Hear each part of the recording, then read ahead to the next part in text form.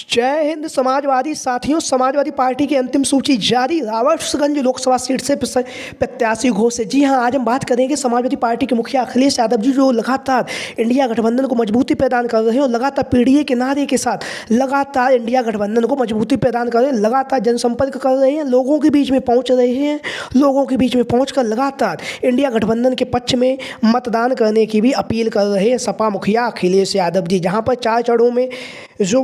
प्रचार है वो थम गया और 5वें चरण के लिए अखिलेश यादव जी जहां पर लखनऊ और मोहनलालगंज जैसी लोकसभा सीटों पर चुनाव प्रचार कर रहे हैं, लगातार जो इंडिया गठबंधन के प्रत्याशी उनके समर्थन में जनता से वोट देने की भी अपील कर रहे हैं सपा मुखिया अखिलेश यादव जी। तो अखिलेश यादव जी जहां पर जनता से अपील कर रहे हैं और अपील करने के साथ ही साथ लगातार इंडिया गठबंधन को वोट देने की भी मांग कर रहे हैं और जनता से प्रार्थना कर रहे हैं अखिलेश यादव जी। इसी के साथ ही साथ इंडिया गठबंधन जहां पर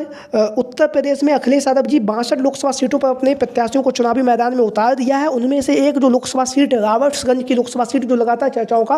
केंद्र बिंदु बनी रही है। तो रावर्ट्सगंज की लोकसभा सीट को लेकर आज हम अपनी इस वीडियो में बात करेंगे, क्योंकि बड़ी उठापटक के बाद यहाँ से अखिलेश यादव जी के द्वारा प्रत्याशी का ऐलान किया गया है। तो जैसा कि आप सभी लोगों को पता है और आप सभी लोग जानते भी हैं कि लगातार अखिलेश यादव जी मजबूती के साथ लोकसभा का चुनाव लड़ रहे हैं और लगातार 2024 के चुनाव में अखिलेश यादव जी के द्वारा जो भी इंडिया गठबंधन के प्रत्याशी हैं उनमें भी पीडीए की झलक साफ तौर से देखी जा रही है। जहां पर अखिलेश यादव जी ने जो नारा दिया था, पीडीए का जो नारा उन्होंने दिया था, उस नारे को कहीं ना कहीं उन्होंने इस बार अपनी सूची में जो प्रत्याशियों की सूची जारी की है उसमें अखिलेश यादव जी ने उसकी झलक भी दिखाई है। तो देरी ना करते हुए हम बात करेंगे रावर्ट्सगंज लोकसभा सीट को लेकर। हालांकि जो रावर्ट्सगंज की लोकसभा सीट है 2014 में है, ये भारतीय जनता पार्टी के पक्ष में थी, लेकिन 2014 के बाद इसमें जो अपना दल जो अनुप्रिया पटेल जी का जो दल है उसके साथ एनडीए का गठबंधन हुआ और गठबंधन होने के साथ 2019 में जो ये सीट है रावर्ट्सगंज की लोकसभा सीट वो अनुप्रिया पटेल के खाते में चली गई और यहाँ से अनुप्रिया पटेल जी के द्वारा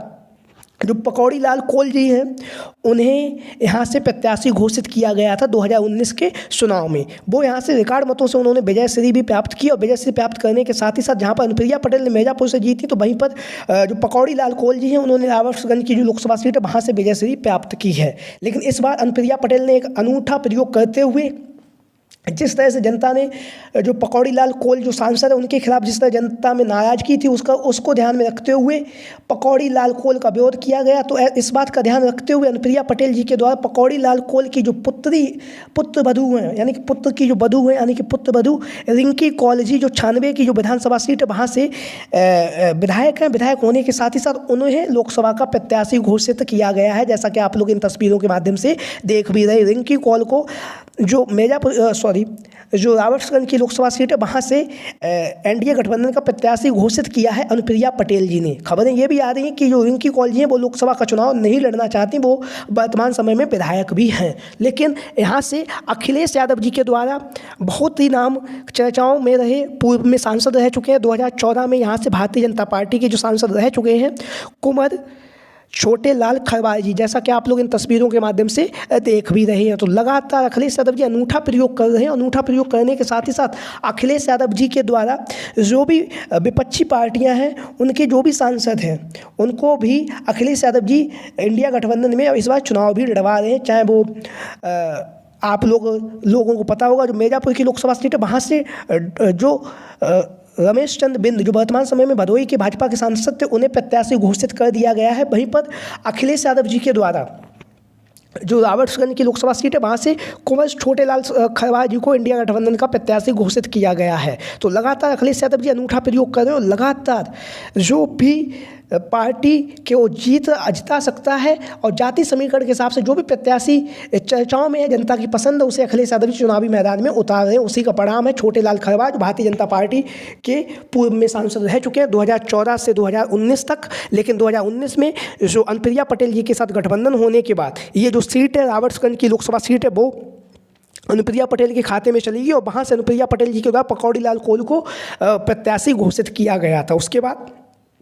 अब 2024 के चुनाव के लिए छोटेलाल खरवार जी के नाम की चर्चाएं काफ़ी तेज़ी के साथ चल रही थी और छोटेलाल खरवार जी को अखिलेश यादव जी के द्वारा इंडिया गठबंधन का प्रत्याशी घोषित किया जा चुका है, जहां पर अखिलेश यादव जी लगातार दिन रात मेहनत कर रहे हैं और लगातार इंडिया गठबंधन के जो भी प्रत्याशी सभी को जिताने के लिए लगातार चुनावी जनसभाओं को संबोधित कर रहे हैं, लगातार इंडिया गठबंधन के पक्ष में माहौल भी बना रहे हैं और लगातार जनता की पसंद के ही प्रत्याशियों को चुनावी मैदान में अखिलेश यादव जी उतार रहे हैं। जहाँ पर भी उन्हें ज़रूरत हो रही है वो प्रत्याशियों का बदलाव भी कर रहे हैं, जैसा कि आप लोगों ने देखा भी होगा मिर्ज़ापुर की जो लोकसभा सीट है वहाँ से जो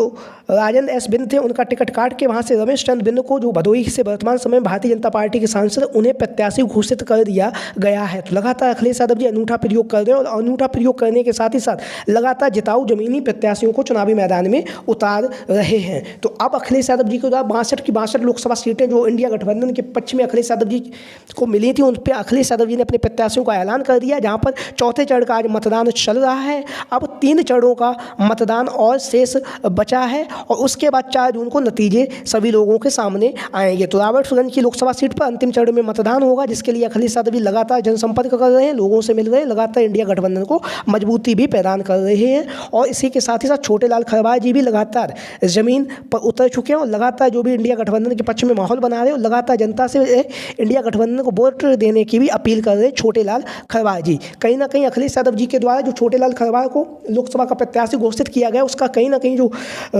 कार्ड जो है वो ये है कि जो दुद्दी विधानसभा सीट है जहाँ पर उपचुनाव होने जा रहा है, इसी के साथ ही साथ में उपचुनाव होगा लोकसभा के साथ में, तो वहाँ पर जो उपचुनाव होगा, उपचुनाव में वहाँ पर विजय सिंह गोंड को इंडिया गठबंधन का प्रत्याशी घोषित किया गया। तो खरवार बाहुल वो जो विधानसभा सीट है दुद्दी, वो खरवार बाहुल सीट है। तो ऐसी स्थिति में अखिलेश यादव जी के द्वारा राबर्ट्सगंज से छोटेलाल खरवार जी को प्रत्याशी बनाए जाने के बाद कहीं ना कहीं उस सीट पर भी अखिलेश यादव जी को फायदा होगा। तो ये जो सूची आप लोग देख रहे होगा पीडीए के नाम अब की एकजुट मतदान लोकसभा चुनाव 2024, सपा प्रत्याशी मिर्जापुर से रमेश चंद्र बिंद, इनको नया प्रत्याशी घोषित किया गया है और जो राजेंद्र एस बिंद थे उनका टिकट काट दिया गया है। और वहीं पर दूसरा जो नाम है राबर्ट्सगंज की लोकसभा सीट है, जहाँ से श्री छोटेलाल